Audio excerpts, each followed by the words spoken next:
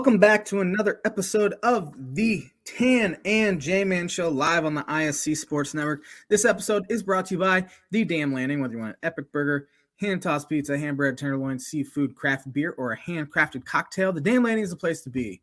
Dam Landing is a bar and grill located on beautiful Lake Manitou, focused on freshness and quality. You can wash down their delicious food with one of their 16 beers on tap, including a constant rotation of today's best microbrews and domestic flavors, or a handcrafted cocktail made using fresh ingredients. Taking the fantastic views of Lake Manitou in their beer garden or outdoor bar area, whether it be boats or wheels, the Dam Landing is the place to be, located 1305 Ewing Road in Rochester. Before we get going any farther, got to give my ultimate winner from the weekend, my co-host, Tanner Lee, gets engaged to his now fiance, Stephanie, on Saturday. Doesn't have to watch Purdue lose. And then he gets to watch the Broncos win. That was like the greatest weekend ever. So congrats to Tanner and Steph on their engagement. Well, thank you, J-Man. What an intro. That's going to be tough to top next week. But you're right. It was a good weekend. And, yeah, thank you. Thank you to everybody that helped make the engagement happen. Had a lot of help, and we were able to celebrate with family afterwards with a nice dinner. So it was good. It was good. And like you said, yeah, I didn't have to watch Purdue win or lose. There's no stress there. And then I was surprised with the Bronco win in London yesterday morning because I thought they were going to lose. And the way they came out the gates, they were trying to. But they turned it around, and now they have a bye, and we'll see. Maybe they can get on a run. I don't know. Trade deadline's coming up tomorrow. I still think they'll try to get rid of Bradley Chubb, but we will see. But thank you for that kind of introduction. And it's how long did it take you, or how much time did it take you to get used to calling Megan your fiance as opposed to girlfriend? I still find myself calling her girlfriend. So it'll be you guys dated for almost the same amount of time Megan and I did. We were a little longer. So a year and some change, but enjoy being engaged, because I think once you kind of start wedding planning is when the stress kind of comes. But we could have 3 Tan and J-Man Show weddings next year, mine, yours, and Tan and J-Man Show contributor Evan Webb as well. That's a good point. It's going to be a busy 2023. That's for sure. Yeah, it's going to be a fun and inexpensive one. Amen to that. Well, let's kick the show off with some Birdie or Bogey, shall we? Beautiful. It's a pretty big one this week, J-Man. It's either you take a 2-stroke lead or we tie. Yeah, you are on the comeback trail. So Alvin Kamara of New Orleans Saints, he had his 10th career game yesterday with both a rushing touchdown and a receiving touchdown. Since the 1970 merger, only 2 other players have had more such games. 2 players. Who are they? A receiving touchdown and a rushing touchdown. In the same game. He did it for the 10th time. 2 guys have done it more times than that. I have 2 guesses right off the top of my head that are probably not right at all, but you'll hear those at the end of the show. Yeah, the good thing is you get the whole hour to think about it. So, or 56 minutes, I guess. So. Birdie Bogey brought to you by Noble Gnome LLC for fresh, locally grown, nutrient-dense produce from Bryce and Katie Romine of Mentone, Indiana. Like them on Facebook, follow them on Instagram, and check out their website, noblegnomellc.com. Get your veggies! Yes, get your veggies indeed. And happy Halloween to everybody watching live, by the way. I was ready to rock with that early, and then Josh caught me by surprise with the intro. So happy Halloween. At my future mother-in-law's house, as they're handing out candy, and I've found myself eating a bunch of Skittles as I waited. I had a ring pop on my finger at one time. Had some fun dip. Man, that takes me back to my childhood. She has a good selection. I was going to get she's got a good stash. I want to hit up her house. I love Starburst. Did you trick or treat a lot as a kid? I never trick or treated once. All right. Well, there goes my my question was going to be your favorite trick or treating costume. So, we always did something at our church when I was a kid, and there was one time my mom had me dress up as, I believe, a street, and like they sewed Matchbox cars, Hot Wheel cars onto my clothes when I was a kid. That's one that kind of stands out the most. I usually wore like an NFL jersey or something. That's pretty creative though. I like it. I remember, being real young. I went as Thomas the Train. I went as Power Ranger, Superman. I remember one of my favorites, though. You remember John Randall? Played for the Vikings and the Seahawks. I don't even remember the video game cover he was on. It was something in the 90s. And I liked that video game so much, I went as John Randall. Wasn't he in those Super Bowl commercials where they're in the office and he comes sprinting and just takes the businessman out? Was that John Randall? Yes, I believe it was. Hope you can still hear me. My camera just went out. I can hear All you. right. But All you right. have no. But yeah, that was one of my favorite ones. There we go. We're back. And I went as Purdue Pete one year too, I remember. So that might be the scariest costume. Yeah, yeah. And it was with my face, so even scarier than a normal Purdue Pete. So. Yeah, we've always said you had a perfect face for radio, but here you find yourself on TV. So happy Halloween, everyone. Sorry to everybody watching live on the ISC Sports Network. So.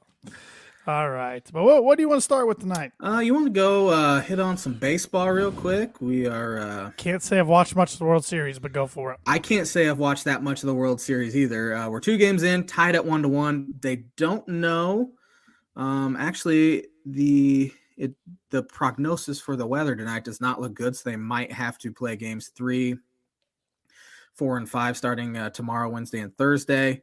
It's a 1-1 series right now. The Phillies came back from 5 runs down against Justin Verlander in game 1 and came back and won that game.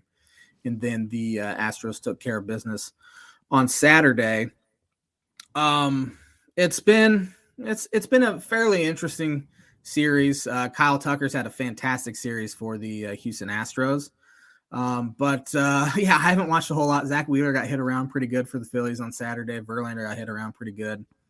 And Aaron Nola did as well. I think the series started Friday, but 1-1. And actually my word association is baseball related. So I was wanting to do this to knock that out first, but who do you think ultimately wins the World Series? Astros in 6. That's I don't know if I predicted that. Did we say that last week? I don't remember.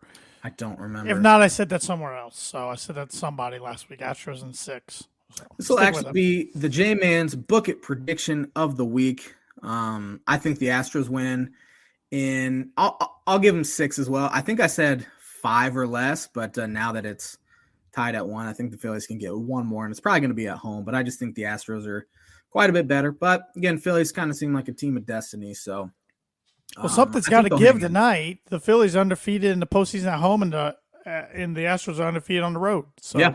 If they play tonight, I right. don't know if they'll play tonight, but something's got to give tonight, so or tomorrow. But J-Man's Book of Predictions Week brought to you by Indiana Farm Bureau insurance agent Travis Watchering for life, home, auto, business, renters, workers' comp, and farm insurance. Contact Travis at 219-869-4561. His email is travis.watchering@infp.com. Book it! And as I said, my word association is baseball related. These are the World Series winning managers over the past however many years. That's a good one. So I think you should know about every single one of these guys. I kind of made it so you would.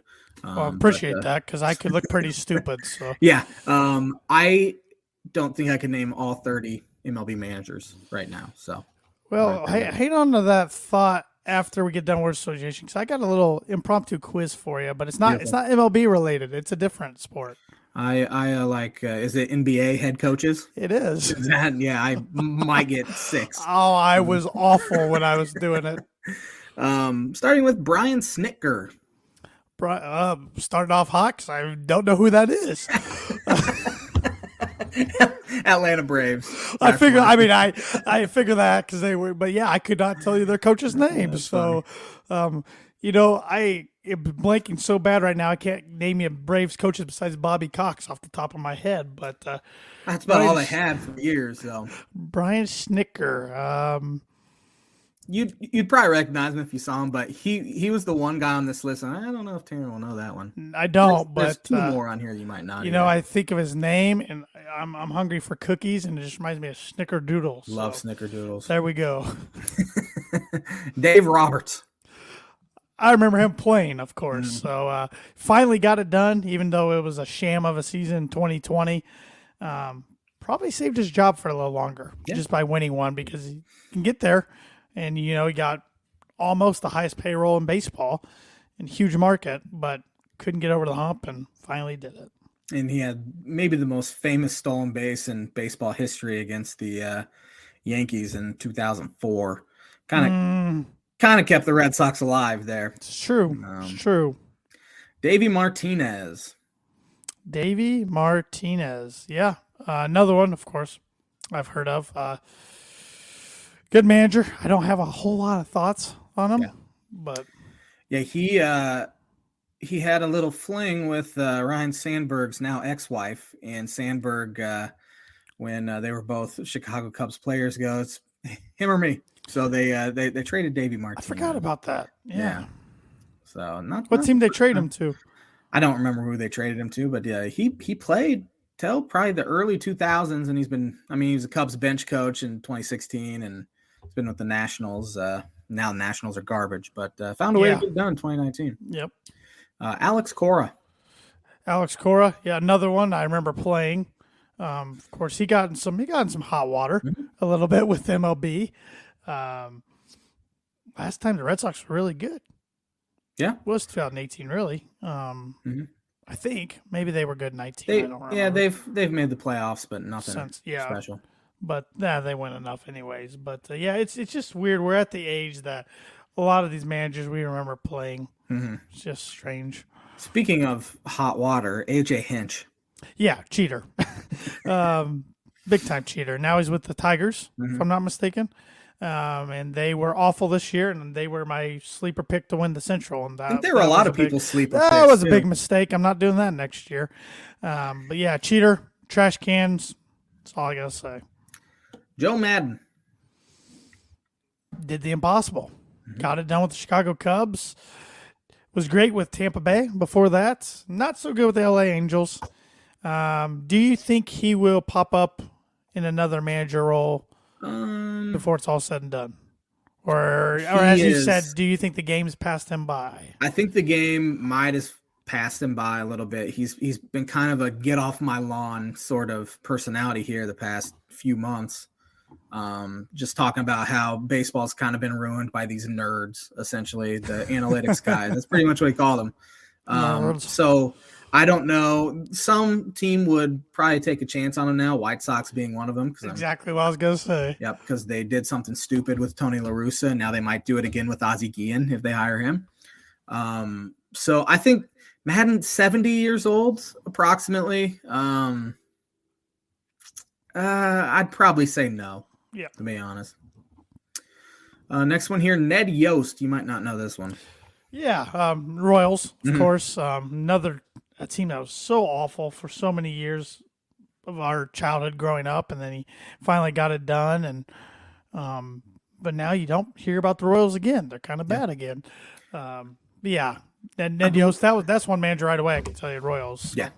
I believe it was either right before or right after the World Series. He fell out of a deer stand and about died. And he's lucky he had a cell phone on him.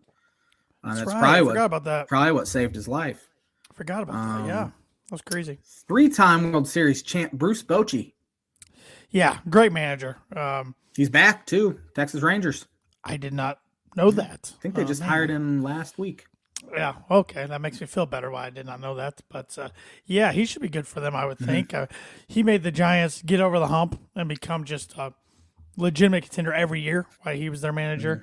I mean, besides that run in 2002 when they should have beat the Angels and they lost, I believe that was that 7-game series? Yeah. Yeah, 7-game series. Besides that, when we were growing up, Giants, okay, they might make the playoffs once in a while, but they're not. They had arguably the greatest player ever, too, and they still weren't that. But then it was like every other year when he was there. They were winning it all. So. Yep. John Farrell. I forgot about him. Of course, Red Sox, but completely forgot about him. Yeah, he was he with Toronto, too? He was, and then he went to Boston, but he's kind of forgettable. He was a pitching coach for years. I think he was the Red Sox pitching coach when they won in 2004, and then he became Blue Jays manager, and then he came to the a team Red Sox that has a lot of success. They go through a lot of coaches. They do. I mean, they had Francona for a little while for about a decade, 8 years or so. He's been with Guardians longer. Yeah, he has. It's crazy to think about. Yeah. He is also coming up on this list here. But Tony La Russa. So I'm gonna be nice. Was really good manager with the Cardinals. So was with the A's before then. Not good with the White Sox. He's with friends with Sir Robert Montgomery Knight, Bob Knight. For those who didn't know, that's his full name. I'm gonna leave it at that because I could say a lot of not so nice things about Tony La Russa. He's a drunk. I'll let you do it for me. Yeah. Talk about game passing him by, and Jerry Reinsdorf, who the game has also passed by, hires his buddy because he felt bad about firing him in the 80s. Joe Girardi. Oh, Joe. There's times as a Yankee fan I miss Joe, but because he got it done. He got it done in 2009. That's the last time they made it and the last time they won it all. But it was time for him to go when it was time. Mm-hmm. Didn't do well with the Marlins. Actually, I think he did okay better than anyone has. That's true. Wasn't doing really well with the Phillies, and look what the Phillies are doing now with their new managers. So, I don't know. I don't foresee him being a manager again anytime soon. No, Cubs have hired him to do some TV stuff, and he's kind of annoying on TV. He kind of reminds me of Romo a little bit. He just doesn't shut up, except Romo's actually knowledgeable and Joe's not. Braces. I always remember Girardi had braces too in 2009 when they won it all. The thing I remember most about him is him going out and actually announcing Darryl Kyle's death. He didn't outright say it, but said there'd been a death in the St. Louis Cardinals family, and we will not be playing this game. That's kind of what I remember him most when he was with the Cubs anyway. Fired in May this year, and Phillies absolutely took off without him. So, speaking of Phillies, Charlie Manuel. Forgot about him. He was an older manager at the time, but those Phillies teams are good in 08 and 09 with Jimmy Rollins and Chase Utley, and they're the main two I can think of off the top of my head. Ryan Howard, thank you. Andrew Eiler throwing the remote at my knee. Charlie Manuel, a guy I have not thought of until this moment for a couple of years. But he brought them. I mean, that's another franchise that wasn't very good when we were growing up. I mean, they were good in '93. They lost to Mitch Williams to Joe Carter, walk-off grand slam in the World Series, and since then they weren't that good. Here and there maybe, but then those 2 years, and right before the 2010s, they were really good. Terry Francona, stud manager. It was a pain in the side of every Yankees fan and Yankees player and any member of the Yankees organization, and then he goes to Cleveland. He's been really good for them. I mean, look what they did this year. Nobody thought they'd make the playoffs. Yeah, they thought they'd finish last in the division. They not only made the playoffs, they took out the Rays, and then they went the limit against the Yankees. They darn near made the ALCS. So, and they'll probably be good next year. So he's a guy. Whenever you have him on your ball club, you got a chance. Yeah, he's a surefire Hall of Fame manager too. No doubt, for sure. No doubt. And he did the impossible. Yeah, too, he did with the Red Sox back. He did it twice. Yeah. Ozzie Guillen, rumored maybe to be the White Sox manager again. He's a spitfire, man. On whether he's on TV or managing the White Sox or the Marlins, he's something else. You never know what he's going to say. But I don't think that would be a smart hire for the White Sox. I don't either. Been there, done that. Yeah, it would be almost like when they hired La Russa. It'd just be like, why? What's the point? Maybe Ozzy'd be able to light a fire under him, where La Russa's just old and just stuck in his ways. And I mean, Ozzy's still young. I mean, he's in his 50s. He has a different perspective being away from baseball for so long. Maybe he can bring some fresh new ideas in. Who knows? But I mean, how many times does that work out? We've seen the Redskins, or now the Commanders, but that time the Redskins did it with Joe Gibbs. Remember the Raiders did it with Art Shell. Yeah. It doesn't. I know that's football instead of baseball, but it doesn't work. Yeah, I remember the Blue Jays did it with Cito Gaston too, who was their manager in the 92, 93, and then they brought him back in like 05, 06, and it just didn't go well. Yeah. Well, and the Yankees did it a million times with Billy Martin back in they did it like 5 times. Yeah. So. Last one here, Jack McKeon. Oh, man. Marlins. Smoking the stogie. Yep. Yep. He, yeah, man, because he wasn't their manager in '97. That was Jim Leland, right? Correct. Yep. Okay. So, yeah, and he went out. He retired right after that year, and it was smart to do so because the Marlins, like they do every time they have a good season, they went on a selling spree after that. Yeah, he was old then. Like, he was in his 70s then. Now he's got to be close to 90. Is he still living? In his 90s. Yeah, he's still. Now that you say that, I actually don't know. I'm pretty sure he's still alive, but let's see real quick.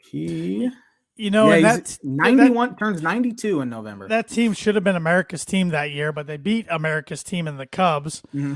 And then, of course, everybody's rooting for him against the Yankees, except the Yankees. So, yeah.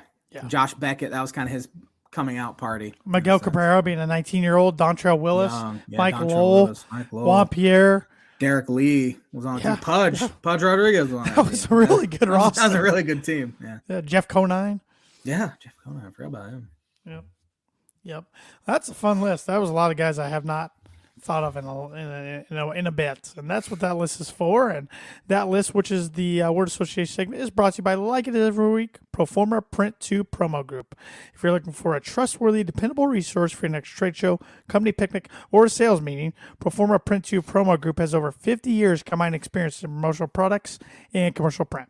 They strive for fast and efficient response to all your print needs. You need to look no further. Let them be a one-source print and promotional company today by giving Barbara Van Weinsberg a call at 574-210-3815.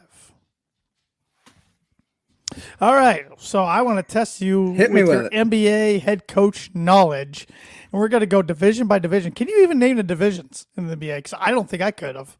Couldn't tell you what teams are in the divisions. There's an Atlantic division, I know. And that's what we're starting with, so you're going to learn the teams.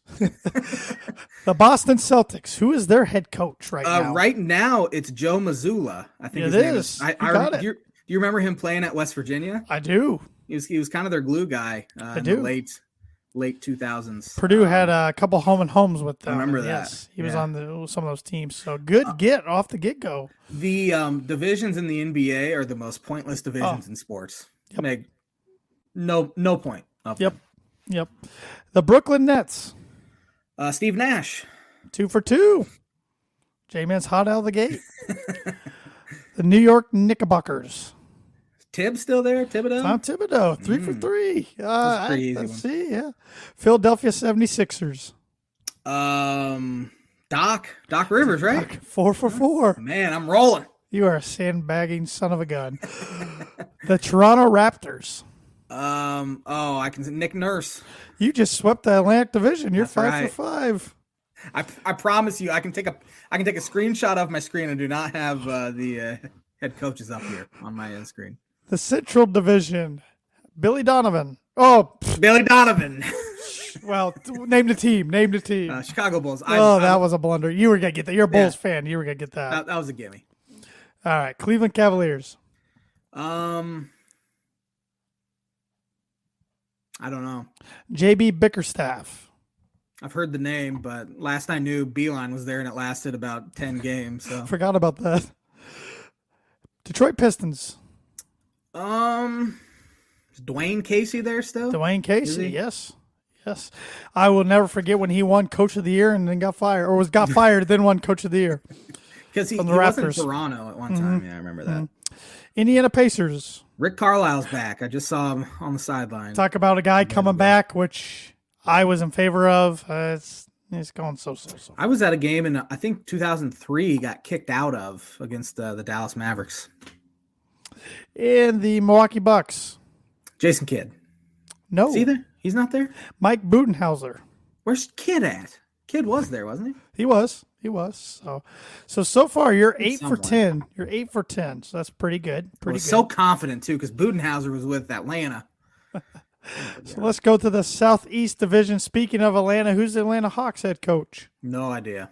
Nate McMillan. Huh? Wouldn't have got that. He was interim a year or two ago and then got the job. I vaguely remember that now. Yeah. Charlotte Hornets. Nope. Steve Clifford. Should have known that one. I've heard that name before. Miami Heat. Spoelstra. He's still there. Yes. He is the second longest tenured coach in the league, I believe. Orlando Magic. No idea. Jamal Mosley. Never heard of him. And the Washington Wizards. Is Brooks still there? He's not there anymore. Wes Unseld Jr. Oh, I knew that. Wes Unseld Jr. So you're 9 for 15 so far. Getting, Or no, 10 for 15. Getting worse. All right, we'll go to the Western Conference. The Denver Nuggets. I know this one, but I can't remember his name. Michael Malone. Knew it was Mike. Yep, he's been there for a while. Minnesota Timberwolves. Saunders. Is it because Flip's dead? I thought his son took over. It's Chris Finch. Never heard that name before in my life. Oklahoma City Thunder. Um, I'm gonna butcher this last name. Mark Dignault. Daigineal. I don't know.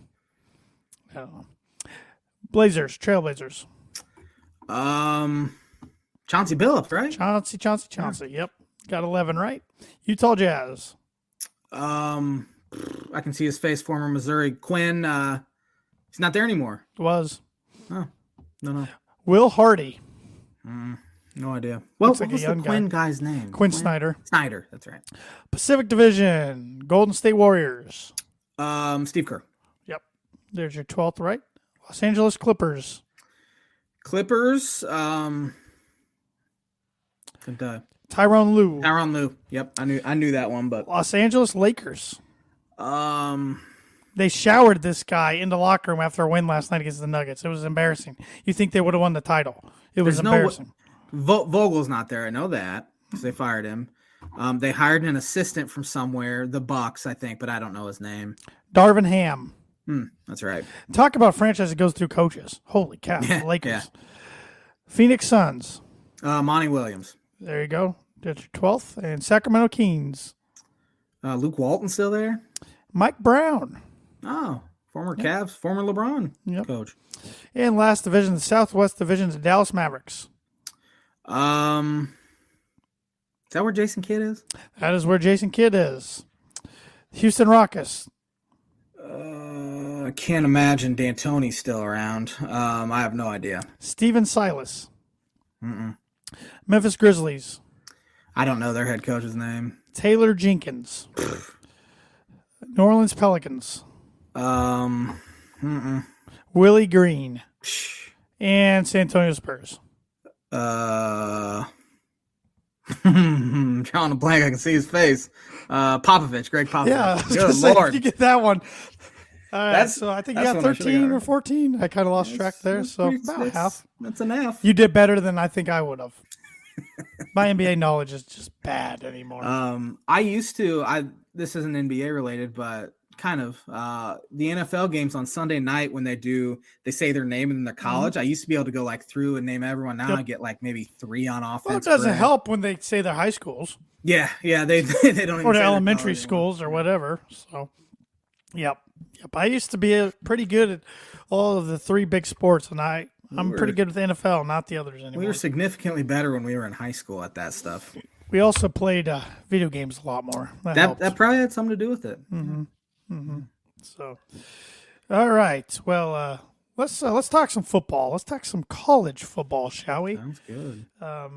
Not a real eventful week around Big Ten country. We did get a little skirmish in the tunnel between Michigan State after the game, which we'll see what happens to those Michigan State players involved in that. Harbaugh, 4 of them have been suspended.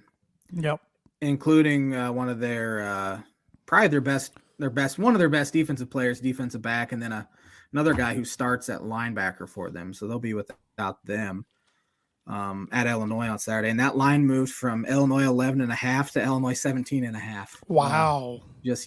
Just after the suspensions were announced. I don't remember last time Illinois was double-digit favorites against anyone in the Big Ten, let alone almost 20 point favorites. Well, Michigan State's got to win out to be bowl eligible, right? They're 3-5. So okay. I thought they're 3-6 for some reason. 3-5. Okay. All right. So yeah. little glimmer of hope. It's not happening. Tuck's not coming this year. Not this year. But Michigan won back to Paul Bunyan. First time they won that in a long time.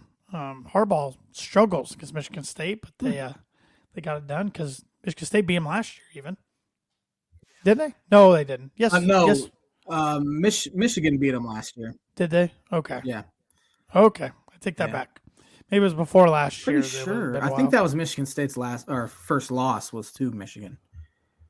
If I'm not. No, Purdue beat them. That's right. Beat Michigan State beat Michigan last They year, did. I'm pretty sure. Yeah, and Michigan still ended up in the playoff. Yeah, because they beat Ohio State. That's right. And then they smoked Iowa in the Big Ten championship. Yeah. But also around the Big Ten, Illinois went on the road and took care of Nebraska. Mm-hmm. Casey Thompson got hurt that game, and Nebraska's backup came in, and it wasn't going to matter anyways. Illinois defense has 20 takeaways this year, and they've only given up 6 touchdowns. That's a winning formula. That's how you do it. And they have a good run game. So. Yep. Rutgers didn't even score a point at Minnesota, so Minnesota got back on track. Penn State gave Ohio State a scare for a while, but Franklin, he's only has 1 win over top 5 teams at Penn State. Ohio State scored 28 points in the fourth quarter. They can put it on you pretty fast. Yeah. Marvin Harrison Jr. might be the number 1 overall pick in 2024. He's so good. Yeah. He's so good. Yeah. Those genes definitely fell from a He's a lot bigger than his dad, too. Yep. He's like 6'3". His dad was only 5'10". He's faster than his dad, too. Yeah. But his dad was just a stud all around on the football field. But there was a lot of buys around the Big Ten, but this week there's a full slate. So you beat me in Big Ten Pick'em, I believe. Because I had to take a gamble with Nebraska and it backfired. But full slate this week, but also Notre Dame got a pretty impressive road win at Syracuse. Pretty sure I called that too. You did. I did not. I went with Cuse because even though I've been calling them frauds all year, they kind of showed me something. That close loss at Clemson. Did Schrader get hurt or did he just get benched? Do you know? He was playing in the little bit I got to watch. But because their backup played all of the second half. That I could see. So I don't know if he was just playing it because he's not much of a thrower. He's more of a running guy. So I didn't hear if he got hurt or what, but Syracuse started to make it a game and then they ended up not making it a game. Yeah. Notre Dame now 5-3 and they got Clemson at home this weekend. You know, Clemson, that's going to be a big one on NBC. So we'll predict that one, I'm sure, in a little bit. Also around the country, other big things that happened. Well, I was off with, I think you picked them too, with the Oklahoma State prediction at Kansas State. They didn't even score a point. Yeah, I think they were down 35-0 at halftime, if I'm not 48-0. Yeah. It was, that Kansas State defense is nasty. Yeah, didn't see that coming. I thought Oklahoma State would be able to hang with them or beat them even. But yeah. Wake Forest. Who thought they would get their breaks beaten off by Louisville? They turned the ball over 6 times in the third quarter alone. That doesn't... In one quarter, they turned the ball. I think it was the third quarter. In one quarter, they turned the ball over 6 times. Yeah, you're not going to beat anybody. Doesn't matter who. How does that happen? That's some bad luck. How do you even get the ball 6 times in a quarter for one to even turn it over that many times? I'm guessing Louisville didn't do much in that quarter unless they were or scored in one scored on all their turnovers. Man, but I'm rooting for Louisville. I'm rooting for Louisville hard. And their schedule's hard here on out, so I don't have my hopes up. I'm rooting for Louisville hard. After losing to a bad Boston College team, they've kind of turned around because Boston College just got beat by UConn, who only 2 wins away from bowl eligibility. And they get for Jim Mora Jr., man. And they have to play like UMass and like Navy. Like they could get it done. If they make it, he won't, but he should win Coach of the Year. Yeah. They won't. I mean, that's going to go to probably Brett Bielema or Josh Heupel. Heupel's on some NFL radars, so Tennessee had a nice run. Yeah, nice year.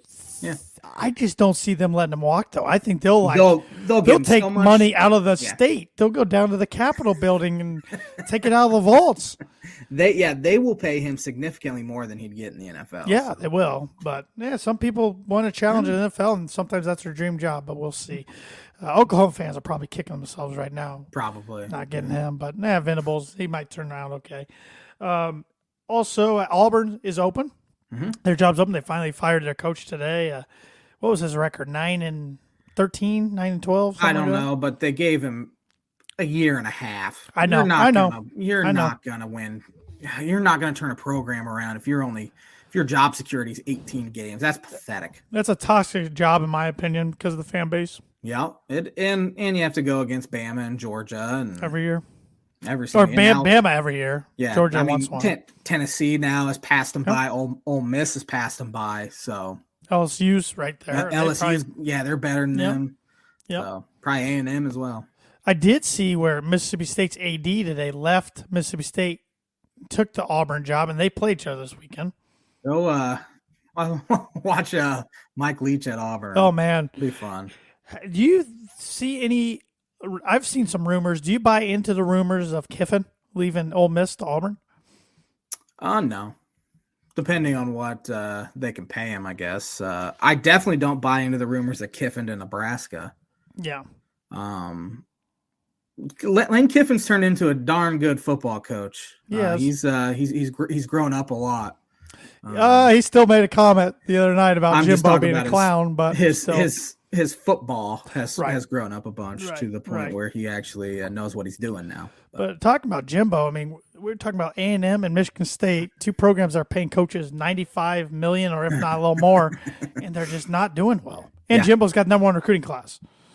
Every year they get the number one recruiting class too. Yeah. So, and I mean, Tucker probably deserves a little bit of a pass because they were really good last year. But if they do this again next year, because it was risky when they got him. He was at Colorado, went 5-7. Yeah, he wasn't that great at Colorado. He could recruit, and they kind of based it off him being defensive coordinator. He was at Georgia, right? Right. I think that's where he was. So he was. That kind of counts towards this guy's pretty good. But he had one good year so far.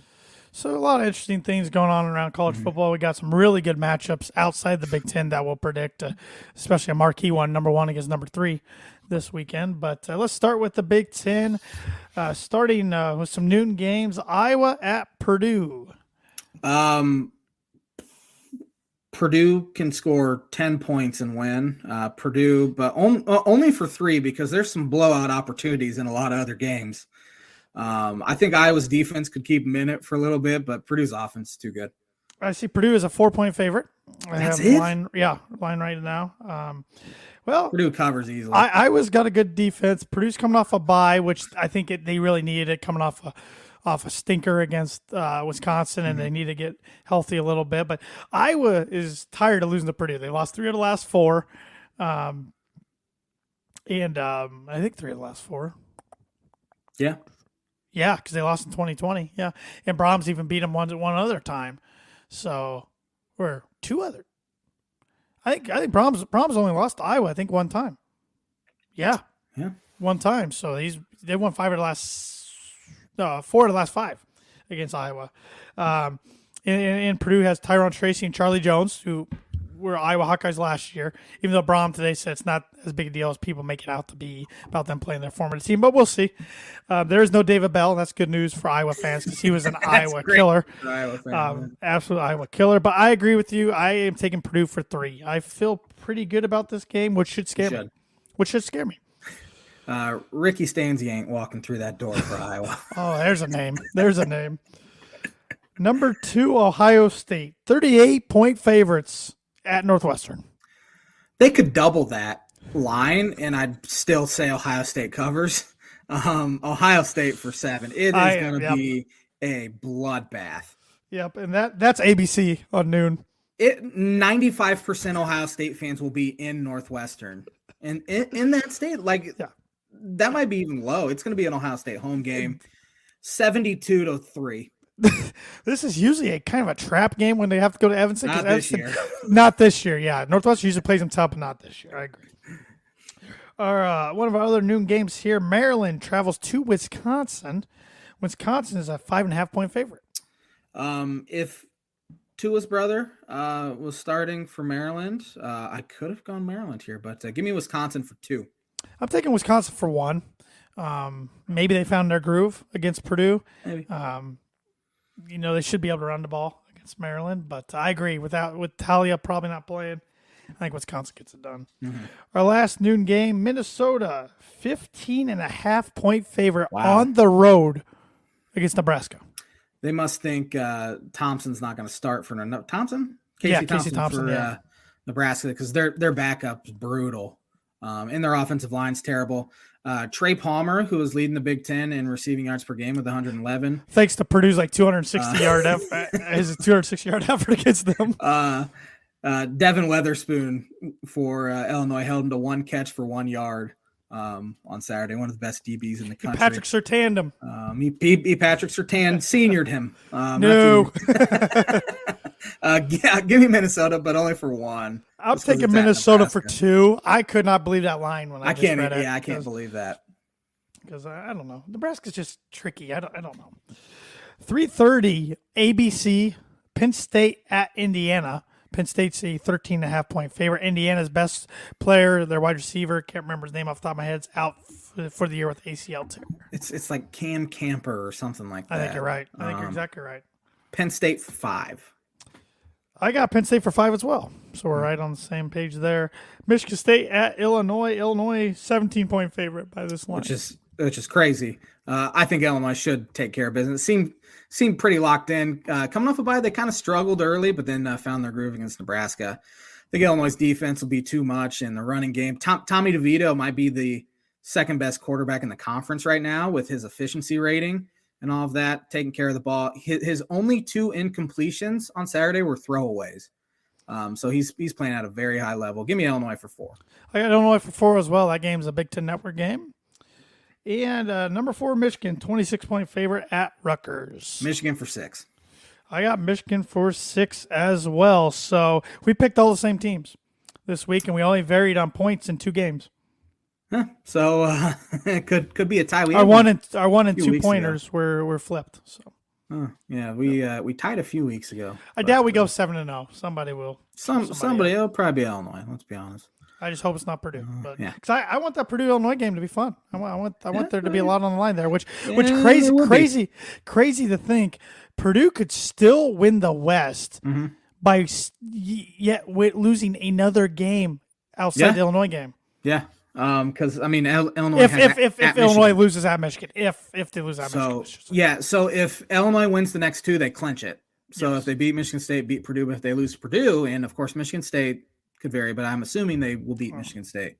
Yeah. So it literally comes down to the Purdue-Illinois game, and we will all be together. So that will make fun. That'll make a fun. That will be an interesting next Saturday for sure. That'll be an interesting next Saturday.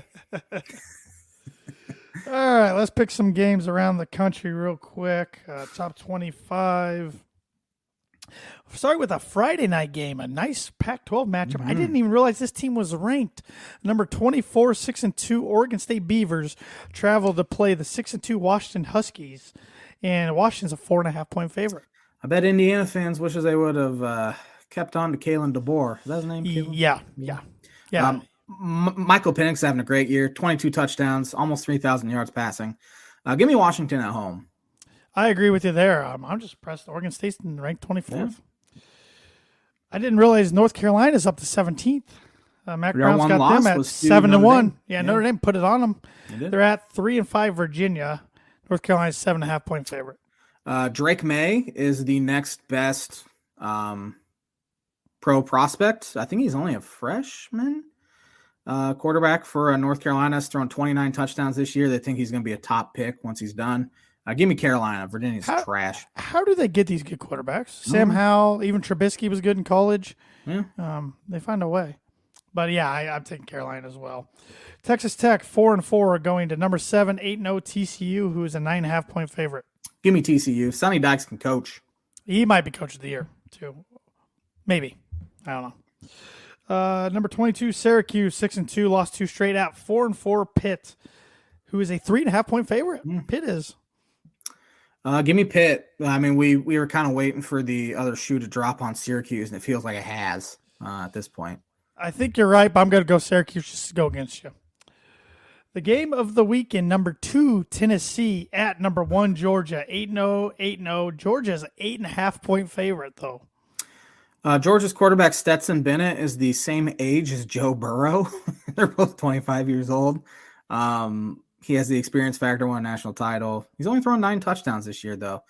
Georgia in a close one. I think Georgia gets it done at home. Tennessee had that great win over Alabama, but that was at Neyland Stadium. I think Georgia gets it done between the hedges. I've got to ruffle through some of these. We're not going to go over all of them because we still got on this day in NFL to cover. Texas, 2.5-point favorites at number 13, 6-2. Kansas State. Give me Kansas State. Don't know why they're underdogs in that. Yeah, Texas has been favored in about every game except Alabama, it feels like. Yeah. Number 6, 7-1 Alabama travels to number 15, 6-2 LSU. Bama's a 13-point favorite. Can Brian Kelly knock off Saban?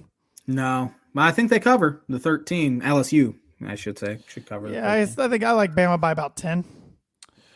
Number 5, Clemson, 3.5-point favorites at Notre Dame. Does Freeman get his first? I mean, he's already got a couple nice wins, but does he get his first real signature win at Notre Dame? No, but I think Notre Dame will keep it close. Dabo's kind of called out Clemson's quarterback. I'm not even going to try to pronounce his last name. His first name's DJ. That's all I know. But to the point where there's kind of a quarterback controversy on an undefeated number 5th ranked Clemson team. Yeah, I think Clemson gets it done, but it wouldn't shock me if it's close by any means. And lastly, number 20, Wake Forest, 6-2 at number 21, 6-2 NC State. Wake Forest is a 4.5-point favorite on the road. I don't understand these road teams being favorites this week. Especially coming off a terrible loss to Louisville. Give me NC State at home. I agree. And I will say, if I had to pick a big upset this week in the top 25, number 10 UCLA will go down on the road at 3-5 Arizona State. Here's my upset. That's a good one. Good to be a fun weekend of college football. Mm-hmm. Do you want to rifle through on this day real quick? Do you have it pulled up, or do you want me to pull it up? I don't have it pulled up, but if you want to rifle through it, I'll do it real quickly. Pull it up here. On this day in... There's not a whole lot on this day, actually. On this day in 1988, the first Monday night NFL game ever played in Indianapolis, where the Indianapolis killed the Broncos, beat the Denver Broncos 55-23. That was a whooping. Monday Night Massacre, as it's known to Colt fans. On this day in 1994, American tennis star Venus Williams makes her professional debut as 14-year-old with a 6-3, 6-4 win over former NCAA champ and world number 58 Sean Stafford. Had a heck of a career. It was a good day for on this day because there's not a whole lot. On this day in 2014, Greg Maddux, Tom Glavine, Frank Thomas, Bobby Cox, Tony La Russa, and Joe Torre are inducted into the Baseball Hall of Fame in Cooperstown. That's a heck of a class there. That's a really good class. That's going to do it. There's literally none I even thought about saying. It was a bad day for it, but kind of perfect. Well, that's a short and sweet on this day segment this week, which is brought to you by Mooney Woodcrafts. Mooney Woodcrafts is a veteran-owned and operated custom woodcraft shop based out of North Carolina with Indiana grassroots. They provide 100% hand-cut custom designs that fit your needs, from signs to grow charts. Their custom pieces make a great addition to any home, office, or man cave. To see some of their recently completed projects, visit them on Instagram or Facebook at Mooney Woodcrafts. And for custom orders, contact them at mooneywoodcrafts@gmail.com. 3 winners, 3 losers. There was a lot I could pick from for this list, but one of my winners is the San Francisco 49ers. Christian McCaffrey was a stud yesterday. I am done picking the Rams, who are one of my losers. I am done picking the Rams for a while. They burn me every week. Niners all of a sudden are top 4 team in the NFC for me, even with the record. Really? Mm-hmm. One of my winners, actually 2 divisions, the NFC and the AFC East. All 8 of those teams are 500 and above. That's pretty impressive. Yeah. I mean, we usually call it the NFC least, and they look pretty good. They do. AFC is usually a 1-team race, and that was the Patriots, but now it looks like there's 3 good teams at least. I still think the Jets are the worst team in that division, to be honest. I agree with you. Other winner. I got the New England Patriots. Jets fans were calling this their biggest game in years. And Belichick's just like, hold my beer, watch this. And went in and smacked them around. I mean, the score ended up being closer than the game really was, but they made Zach Wilson look pretty bad in the second half. Yeah, Jets are one of my losers, actually. Yeah, Zach Wilson threw 3 picks, looked terrible doing it. Don't know if he's the answer. there in New York. Again, going to be searching for another quarterback. He's got to play better. They might actually be a better football team with Joe Flacco. Who knows? Ooh, But they're one of my losers. One of my other winners, Baltimore Ravens, going on the road, finding a way to get it done. In Tampa Bay, there's some issues there in Tampa Bay.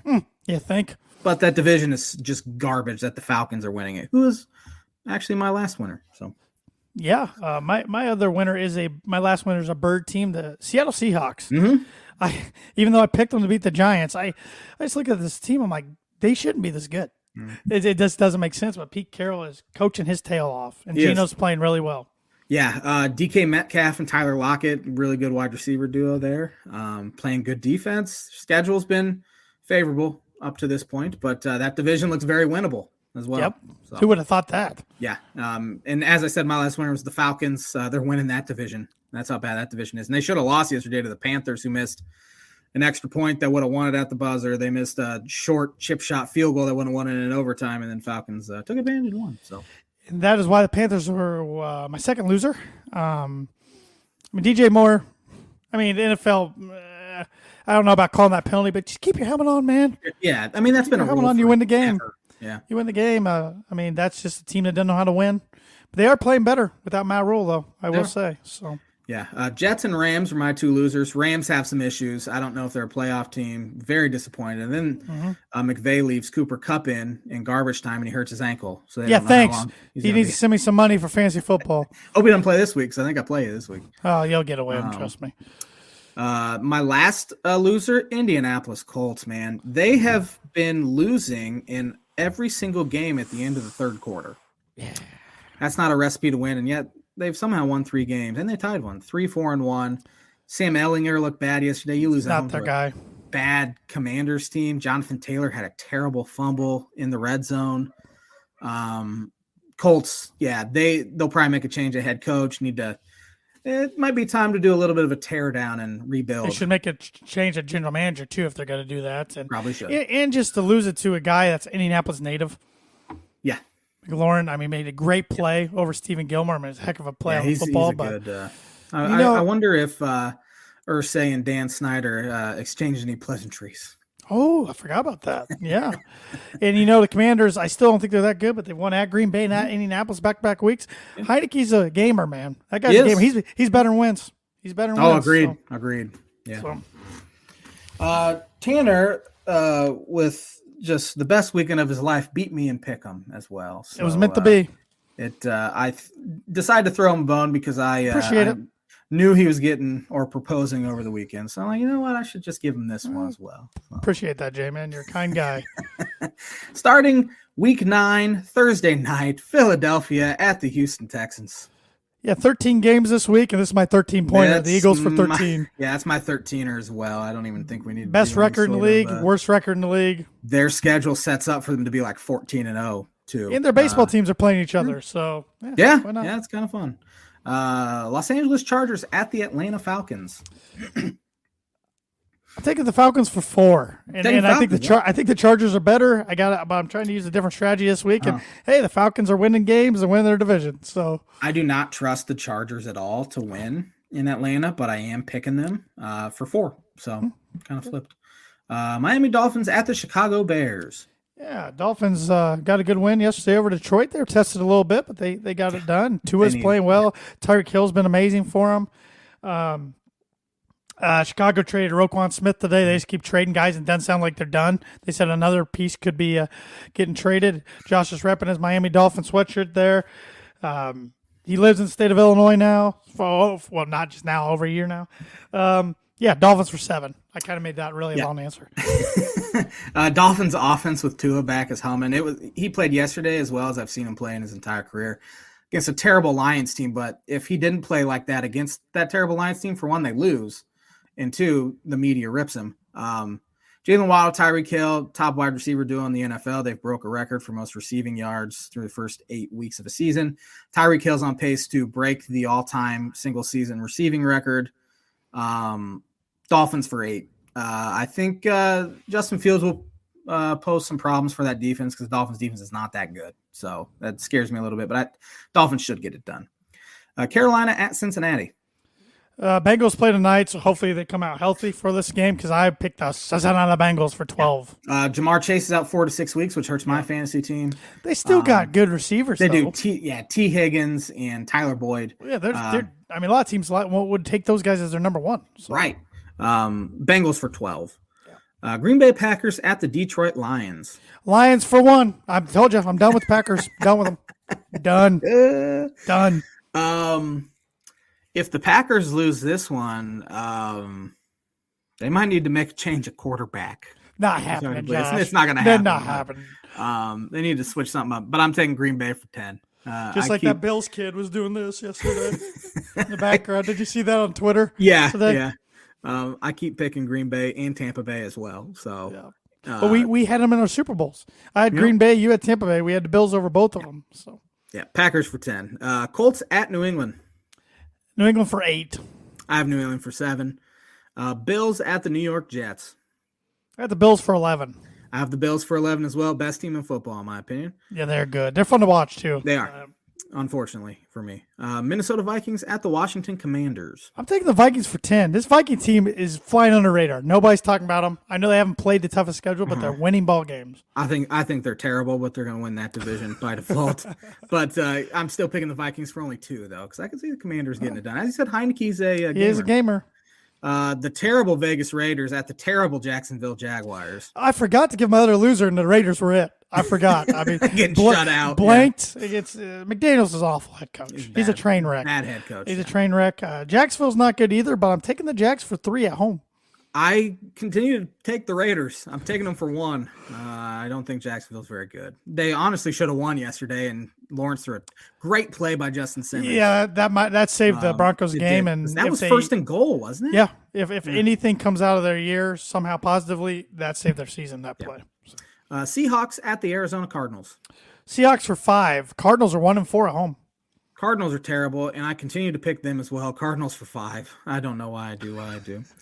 2 teams that are reeling right now: the LA Rams at the Tampa Bay Bucks, which I'm assuming will be the national Fox game. Yep, at 4:25 Eastern. Taking the Bucks for 2 just because they're at home.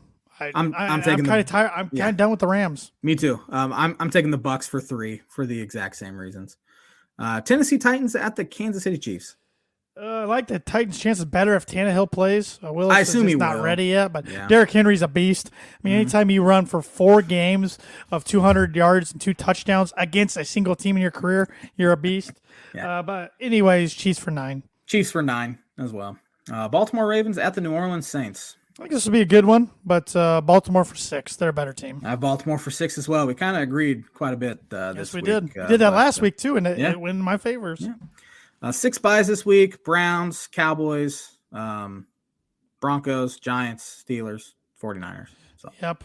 More maneuvering for my fantasy team. Not that it matters. My team stinks. So. Hit me with that birdie bogey. All right, birdie or bogey. Alvin Kamara of the New Orleans Saints had his 10th career game with both a rushing touchdown and receiving touchdown yesterday. Since the 1970 merger, there's only 2 players with more such games. Who are those 2 players? It's a really good question. The 2 guys immediately popped into my head, which means they're probably not right. LaDainian Tomlinson? No. Marshall Faulk? Marshall Faulk is 1. Oh, so man. I'll give you a par. I'll give you a par so you stay steady. Marshall is the all-time leader with 15. I knew Marshall caught the ball out, but so did LT. That's what I was thinking. And he even threw one like McCaffrey yesterday. Catch, run, throw. Any other stabs at the other guy? Somebody who caught the ball a ton. It could go like Walter Payton. Nope. Good guess though. I don't think you're gonna get this one. Curtis Martin. I don't know. I don't think he caught the ball that much. Closer, but Brian Westbrook. Oh, Westbrook. I should have. He had 12 of them. That's a good question. Yeah, he caught the ball a lot too. He's a fantasy superstar. Man, just when I think I'm gonna get tied, J-Man pulls a par out and hangs on to a one. Yeah, I figured Falk was probably 1. He was pretty good. Yeah. Game 3 of the World Series has been postponed. Will be played tomorrow. So there we go. The World Series tonight. Thanks for watching the Tan and J-Man Show. Have a fantastic rest of the week, everybody, and we'll be back at it next Monday, where I am champion of the Pick'em again in November.